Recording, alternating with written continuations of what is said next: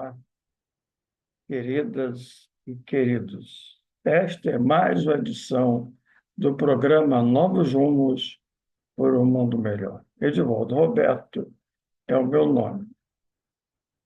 No programa anterior, apresentamos aqui, pela nossa querida Rádio de Janeiro, uma palestra singela que realizei no grupo de estudos Rita de Cássia, no Leblon, uma unidade de estudos situada na Zona Sul, como eu disse, no Leblon, da Casa Espírita Cristã Maria de Nazaré, cuja sede é na Rocinha, em um dos seus subbairros.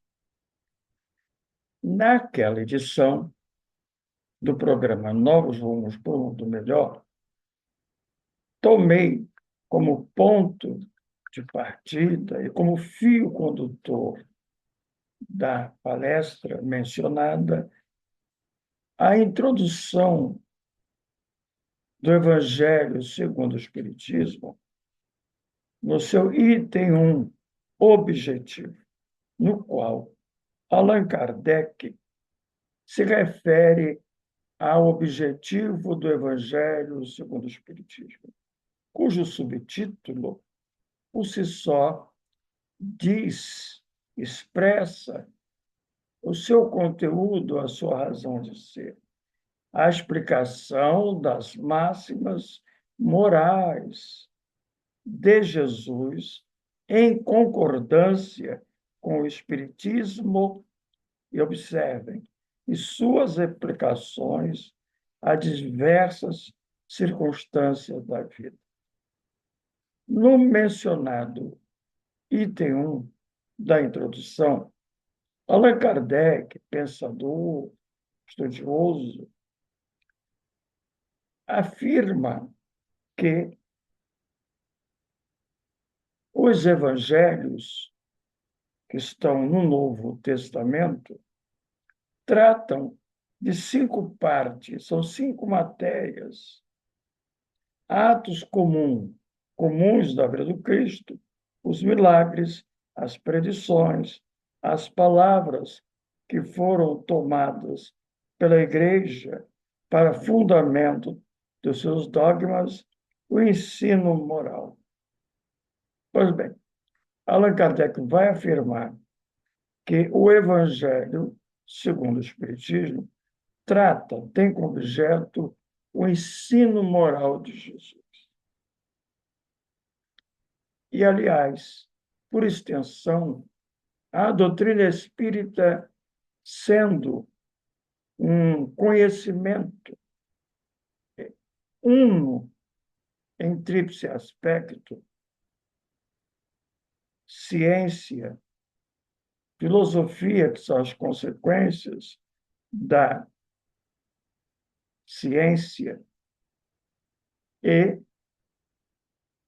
religião, no sentido moral, ético, comportamental, cuja base não podia ser outra, são os ensinos de Jesus. Então, o Evangelho, segundo o Espiritismo, tem esse objeto em todos os seus capítulos, porque esta é a essencialidade da identidade do conhecimento espírita, ou seja, uma ética comportamental que é exatamente aquela de Jesus, que ele trouxe em um período histórico-cultural da humanidade, na expressão latina, urbe et orbe, trouxe para o seu povo, os hebreus, e mais do que inaugura uma ética universal para orbe, para o mundo dos seus dias ao de atualidade. Nesta edição, cujo título dado é paganismo versus cristianismo, vamos tomar como referência o capítulo 23 do Evangelho segundo o Espiritismo, Estranha Moral, nos seus itens 14 e 15. De imediato, no item 14, o primeiro parágrafo assim inicia. Vou repetir para que você acompanhe, querida e querido, e depois consulte. É o item 14, anote, do capítulo 23, Estranha Moral. Diz Allan Kardec, é de notar-se que o cristianismo surgiu quando o paganismo já entrara em declínio e se debatia contra as luzes da razão. Ainda era praticado pro forma. A crença, porém, desaparecera, apenas o interesse pessoal o sustentava. Aqui eu vou sublinhar, interesse pessoal. Ora, é tenaz o interesse pessoal de grupos, além dos indivíduos. Continua Kardec, jamais cede à evidência. Irrita-se, tanto mais quanto mais peremptórios e demonstrativos de seu erro são os argumentos que se lhe opõem. Sabe ele muito bem que está errado, mas isso não o abala, porquanto a verdadeira fé não lhe está na alma. Veja, é interessante isso, né? Quer dizer, ou seja, sai da boca, há proclamações, há discursos, falado e escrito, mas não vem da alma. O que mais teme é a luz, que é a verdade, que dá vista aos cegos. É-lhe proveitoso o erro, e ele se lhe agarra e defende. Vamos entender um tanto quanto isso. O que é o paganismo? Erich Fromm, um nobre intelectual, pensador da segunda metade do século XX, já citado em outras edições do programa Novos Rumos para o Mundo Melhor, exatamente porque se dedicara a estudar as religiões, no seu sentido profundo, o significado das religiões. Porque, para o Erich Fromm, entre as necessidades humanas, uma há, própria dos seres humanos. Como não mais se guiam pelo instinto próprio dos animais, o espírito, o ser inteligente, que outrora fora princípio inteligente, transitando na condição animal, posto de pé pela inteligência, de encarnação em encarnação, vai aprimorando a inteligência, que, segundo o Livro dos Espíritos, na questão 71, é uma faculdade especial própria do espírito, que lhe faculta conhecer, conquistar conhecimentos do que está em torno quanto de si mesmo. Não cabe aqui aprofundar. Então, a inteligência é própria do espírito. Em sendo assim, as encarnações são instrumentos pedagógicos do denominado progresso intelectual, como está no Livro dos Espíritos, em Lei do Progresso, sublinhando que o progresso intelectual antecede o progresso moral. Ou seja, o progresso moral depende do progresso intelectual. À medida que a inteligência se aprimora, o homem vai conseguindo, de certa sorte, avançar, evoluir no conhecimento moral. Aqui vamos fazer um breve intervalo para uma pausa. Bem, vamos retomar a nossa edição. Houve um problema técnico aqui, né? Eu estou gravando e houve uma questão que o computador iria falhar se eu não o colocasse a tomada na eletricidade. Eu estava falando, portanto, da questão do paganismo. Então, é preciso entender o sentido do paganismo, né? E para melhor compreender o que estamos aqui a tratar. O paganismo, segundo Allan Kardec, ele se situa apoiado no politeísmo e na idolatria.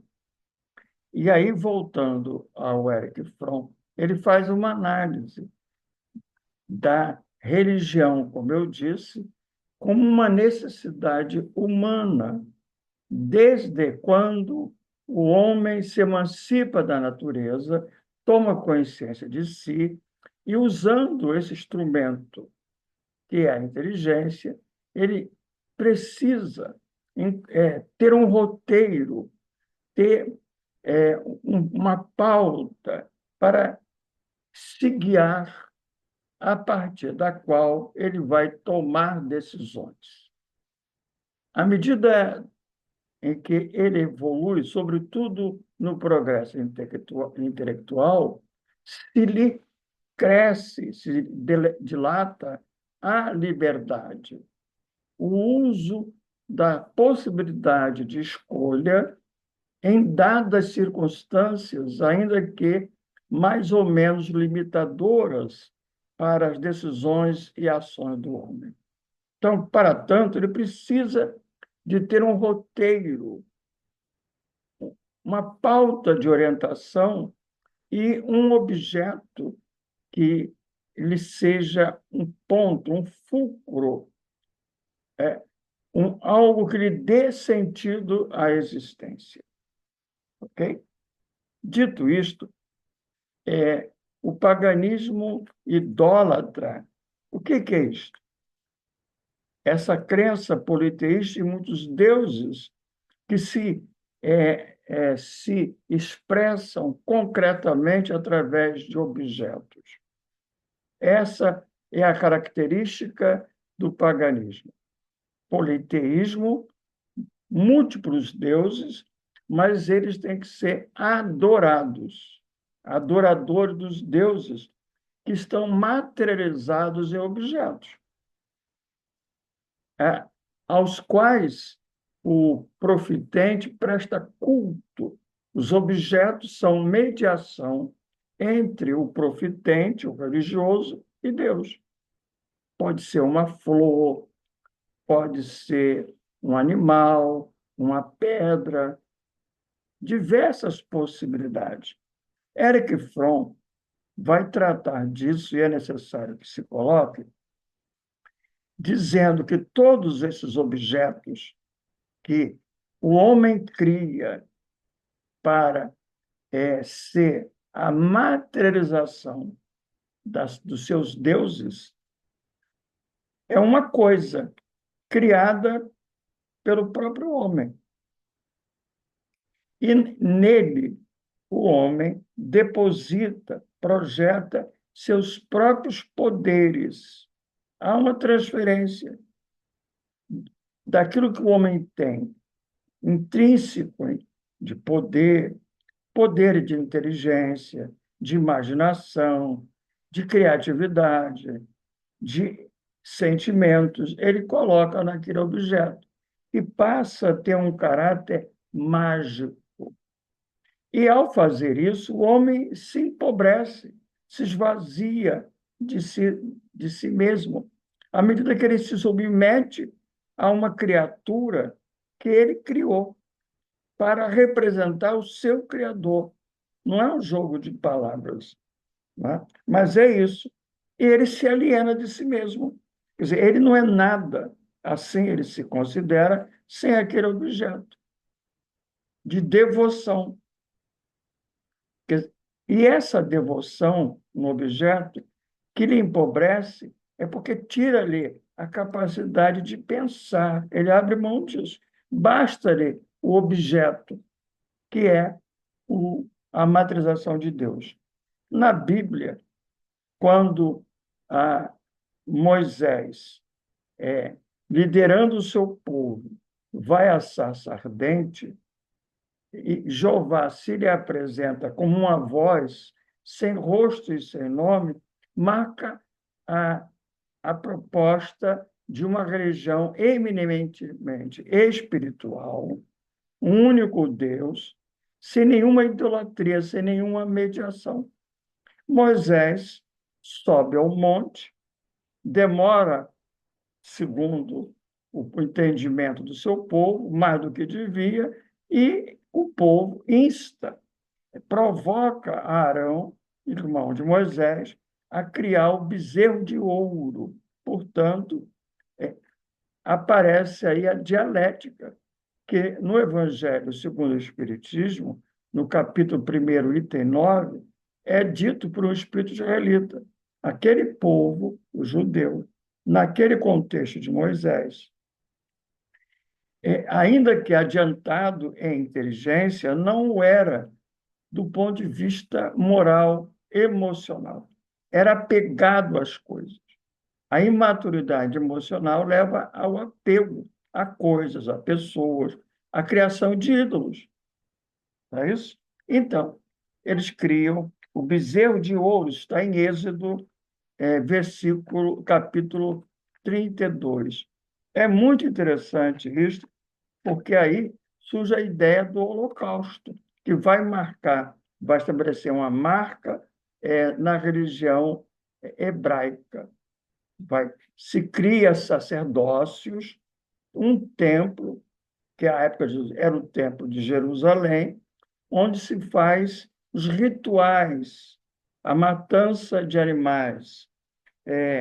O bezerro de ouro, em verdade, ele se transfigura em um animal puro, é um cordeiro que é imolado, e ele vira a forma, a ritualística do homem pagar um tributo pelos seus erros. A culpa faz o homem transferir toda a sua emocionalidade para esse ato ritualístico de emular sob o fogo um animal chamado, que está puro, essa é a exigência, um cordeiro.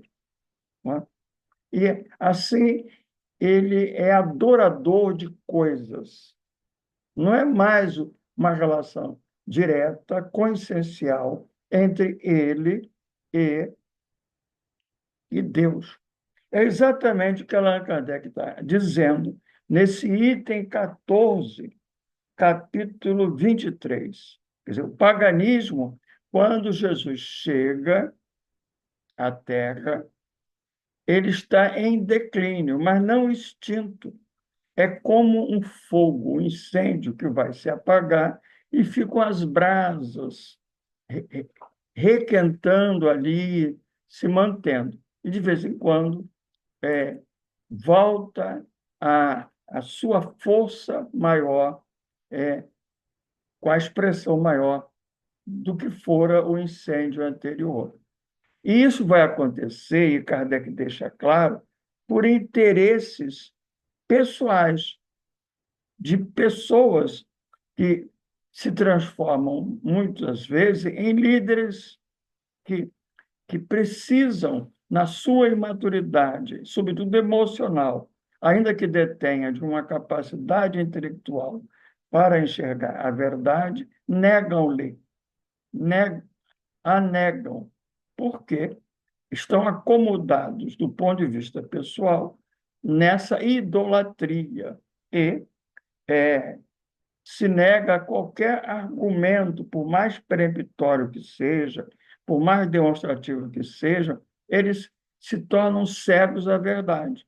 E, segundo Jesus, são cegos conduzindo cegos.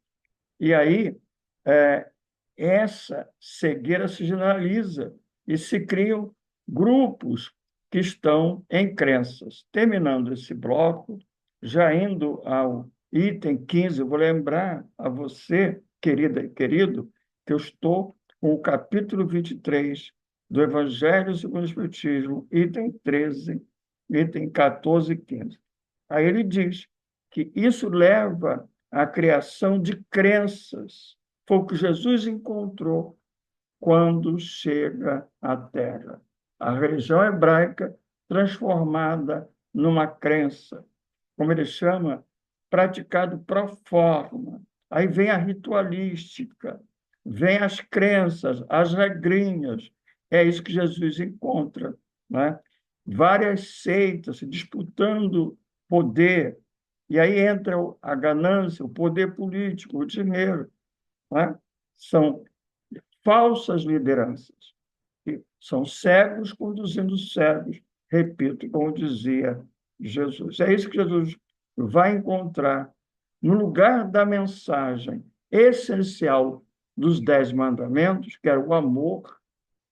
Ele vai encontrar práticas ritualísticas no templo em Jerusalém, vai encontrar os saduceus, os fariseus, os sacerdotes, aqueles que aquelas lideranças conduzindo o povo por meio de crenças pueris, infantis, exercendo domínio mental, promovendo lavagem cerebral para ter ganhos financeiros, políticos, etc. Aqui vamos concluir o primeiro bloco da nossa edição do programa Novos Rumos de hoje, com esse tema paganismo versus cristianismo. Vamos retornar daqui um pouco. Até já.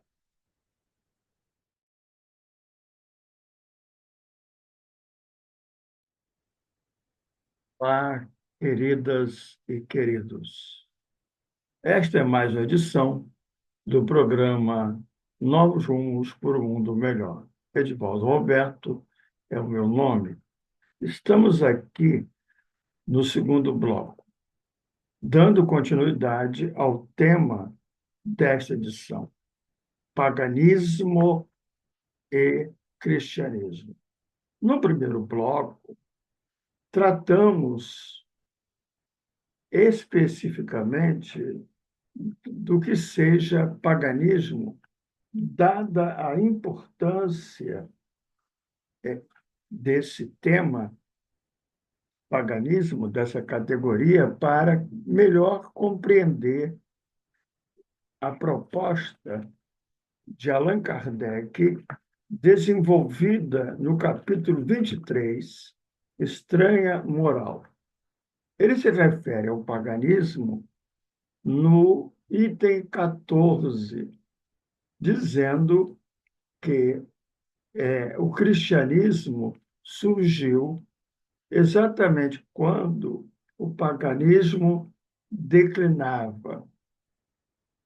Ao dizer isso, Allan Kardec não está negando que, apesar do declínio,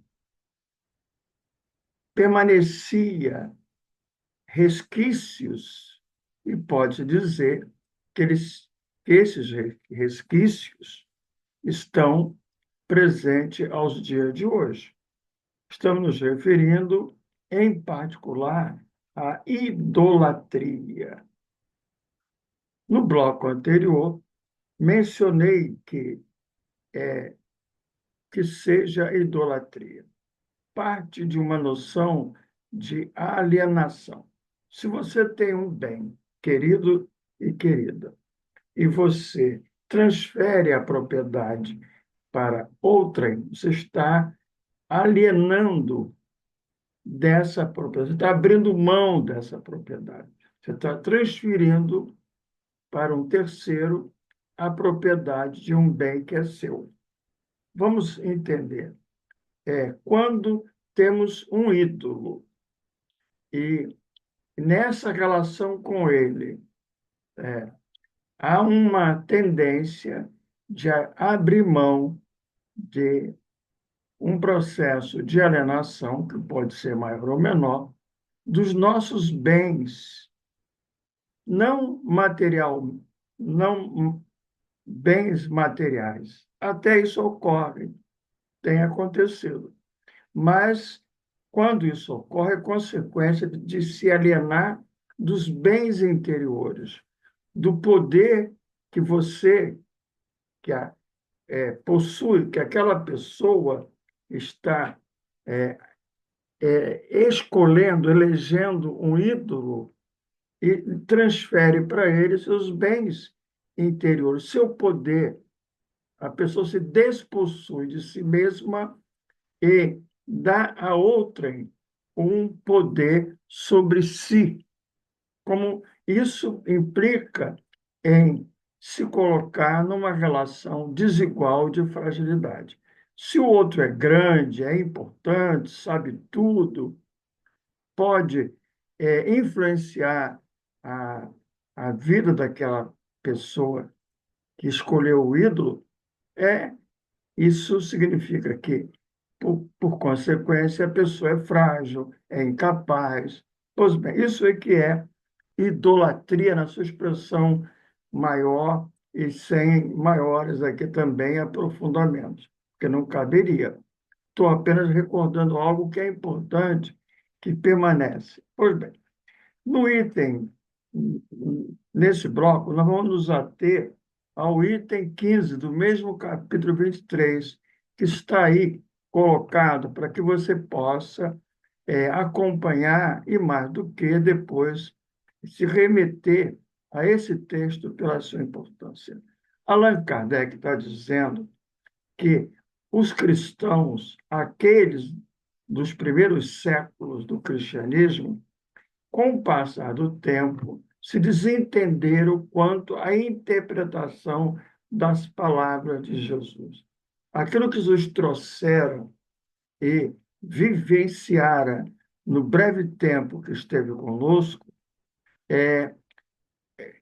houve, por parte dos seus seguidores, com o passar do tempo, uma tendência de divergência no campo das ideias. Quer dizer, grupos foram se apropriando das lições, dos ensinos de Jesus a seu gosto e prazer.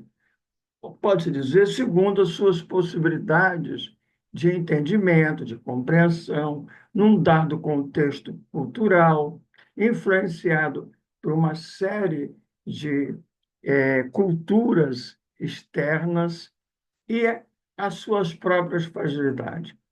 Há que se dizer que o paganismo que declinara, mas que não desaparecera, influenciou muito, a, a, a, por exemplo, a religião católica, que surge no século IV, né, quando se torna uma religião do Império Romano, uma religião oficial do Estado Romano, vamos dizer assim.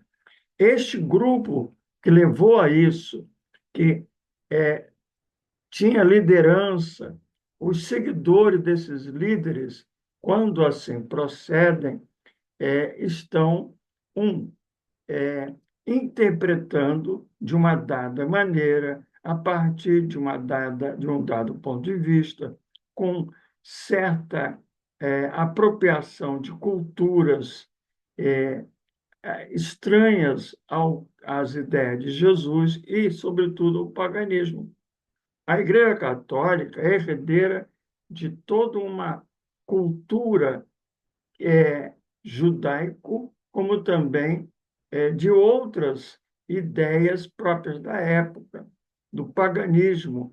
A idolatria que era própria do paganismo em, em Roma, na Grécia, etc.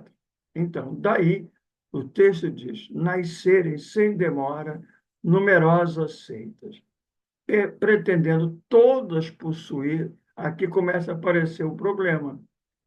Exclusivamente a verdade. Né? Então, veja, vamos lá. Ponto 1. Há divergências naquele período inaugural do cristianismo. Entende-se a divergência. Nós somos diferentes, cada qual tem um entendimento, tem a história, tem uma forma de enxergar, e, como diz Allan Kardec, como os ensinos de Jesus estavam velados pelas alegorias e figuras de linguagem, era natural essas divergências. Então, veja, estou usando a palavra natural, é de um processo histórico-cultural, praticamente, vamos dizer, inevitável. O problema é quando isto vai gerando seitas, grupos diversos, cada qual se apropria a seu modo e maneira daquilo que é original, segundo suas possibilidades, mas aí aparece uma questão de poder. Está na expressão pretendendo todos possuir exclusivamente a verdade. Aí aparece o poder que vai marcar o surgimento das seitas. As seitas não nascem diretamente das divergências. A divergência é o campo fértil. Não é? O que vai acontecer é que, pela ânsia de poder, pelo interesse, lembra da palavrinha que eu sublinhei no primeiro bloco? Interesse, né? Ora, é tenaz o interesse, jamais cede. Eram os interesses de poder, de mando, de domínio. É isso que vai promover essas seitas, cada qual achando-se dona do pensamento de Jesus e, por consequência, dona da verdade. No segundo bloco, por que que isso aconteceu? Explica Kardec. É porque olvidaram, abandonaram esses grupos em nome dos interesses pessoais, que sempre vai denotar, caracterizar imaturidade, sobretudo emocional, a uma discrepância, uma dissonância cognitiva, tudo causada pela imaturidade emocional. O orgulho, a arrogância, o egoísmo, a vaidade, quer dizer, e aí há um abandono dos preceitos divinos, o que Jesus colocou por pedra angular do cristianismo. Quer dizer, ou seja, todos eles foram se afastando do ponto que deveria ser o ponto de convergência, apesar das divergências, das diversas interpretações, malgrado aconteceu, dada as condições das pessoas, suas limitações, como o próprio Kardec está dizendo, de alcançar, de melhor entender esta ou aquela palavra que estava velada nos textos que ficaram, Jesus não escreveu, outros escreveram por ele, todos, o problema foi que se afastaram daquilo que era ponto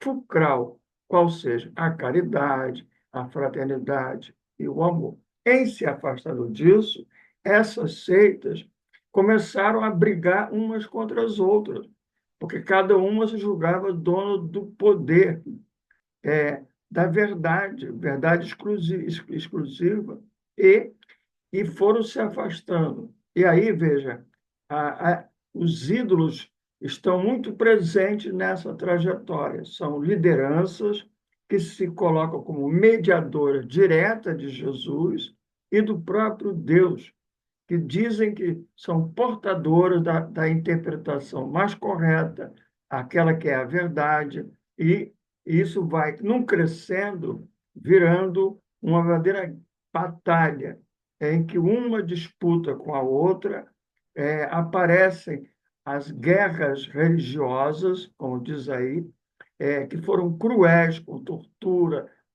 atrocidade, lembrando a barbárie. Quer dizer, e Kardec acentua que os vencedores do paganismo, os cristãos, foram derrotados por essas crenças, pela sua pequenez ético-comportamental, pelas suas perturbações emocionais, do orgulho, da vaidade, da arrogância, a ânsia do poder político, do poder financeiro, etc., de se tornarem donas da verdade. Vejam bem, diz aqui o texto no parágrafo 2, que eu remeto que vocês releiam esse item 15 do capítulo 23. A ferro e fogo foi que se impuseram a implantar a cruz do Cordeiro sem mácula nos dois mundos. Veja, isso aqui é uma metáfora, né? Uma linguagem figurada, né? Jesus, na figura do Cordeiro, que Kardec aqui usa, é aquele ser puro, não é? Quer dizer, um espírito que veio com uma tarefa específica, o guia e modelo da humanidade, o homem mais perfeito que até então houvera estado na Terra, cuja base é a caridade, o amor, quer dizer, o amor ao próximo que se configura em solidariedade, em misericórdia, né? E em nome de divergências compreensíveis, repito, né? Dadas as limitações de cada pessoa ou dos grupos que essas pessoas pertencem, de entender esta ou aquela palavra de Jesus, em nome dessas divergências, criaram crenças que não surgiram só pelas divergências. Estas foram pretextos para atender à inferioridade emocional, moral daquelas pessoas que arrastavam suas sombras em busca de poder, de ganância. É a fragilidade emocional, né? Falta de maturidade do senso moral, como diz Kardec. E de quem é a culpa disso? Está aqui já no terceiro e último parágrafo, né? De Jesus? Certamente que não, né? Jesus não iria apoiar essa violência de massacres, de usar a cruz no peito e uma espada na mão para impor verdades exclusivistas, crenças particulares dentro daquele grupo. Porque Jesus diz, e Kardec é claro, né? Que quem matar pela espada, por ela perecerá. Portanto, a responsabilidade de Kardec nem é de Jesus, nem é da doutrina que ele trouxe. Ele trouxe uma doutrina de amor, mas de todos aqueles que a interpretaram falsamente. Isso é uma questão. E mais do que transformaram-na a partir dessa interpretação errada, transformaram o pensamento de Jesus em instrumento particular de poder para atender às próprias paixões de poder, de ganância, de dinheiro, não é? Aprisionados no, nos bens do mundo, quando Jesus disse que não era o que o reino dele não era desse mundo. Veja, Jesus, diz Kardec, sabia que isso tudo poderia acontecer. Isso é adivinhação? Não, nem é Maktub, não que tivesse escrito, mas porque primeiro, as divergências seriam inevitáveis, dadas as condições humanas, ok? Mais do que isso, de certo modo, seria inevitável as brigas, as guerras, pela imaturidade, pela inferioridade daqueles que se colocaram como seguidores, defensores das ideias de Jesus. Jesus sabia que isso não iria se transformar de imediato.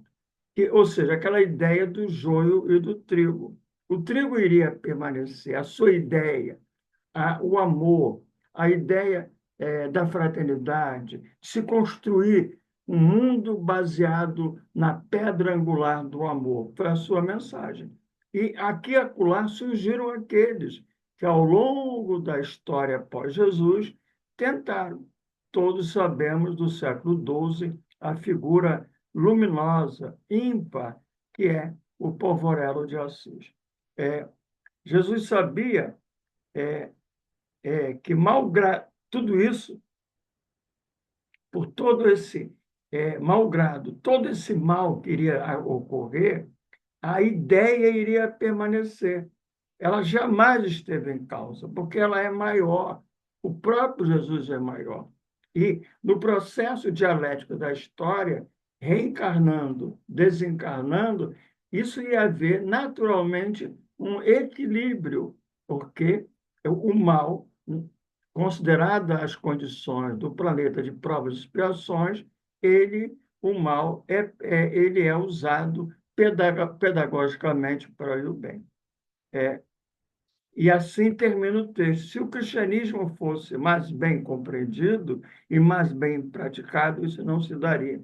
Então, essa é a análise que Kardec faz de um momento histórico muito importante. Primeiro, ele falou do paganismo em declínio, o cristianismo surge nesse contexto, né, trazendo uma mensagem de amor, tá? Encontra Jesus, o seu próprio povo, isso está no capítulo 18 do Evangelho segundo o Espiritismo, o seu próprio povo não conseguira, ao longo dos séculos, se manter na mensagem original de um Deus de amor, de um Deus sem rosto, que não queria holocaustos, mas sim, é, misericórdia, o amor que vem das entranhas, a misericórdia, o sentimento de ternura que vem das entranhas.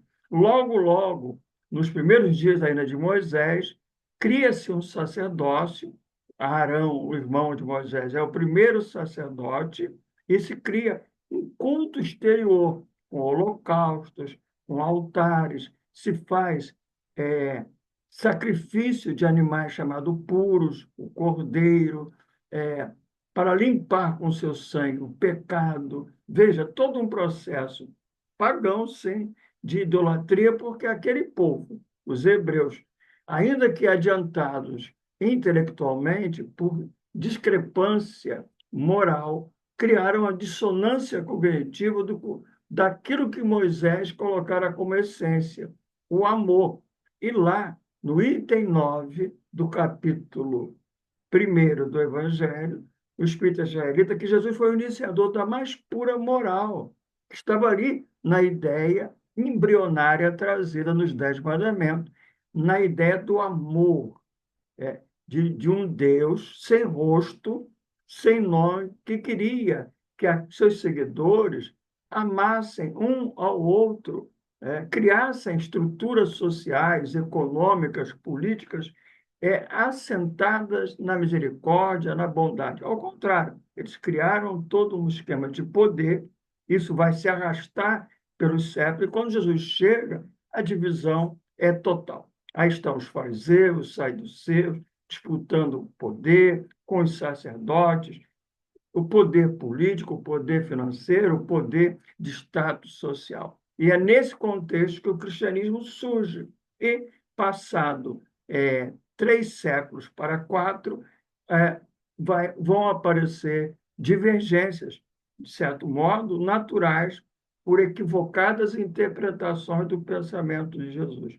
Mas como não buscam a essência, aquilo que é fulcral, que é o amor, eles transformam essa divergência em disputas e criam seitas, e aí vão surgindo denominações religiosas, sendo que uma tornou-se hegemônica, a Igreja Católica Apostólica Romana, que surgiu como uma religião do Império Romano e ela própria, no século X, se torna um grande império. Vamos voltar a isso no próximo programa Novos Rumos por um Mundo Melhor.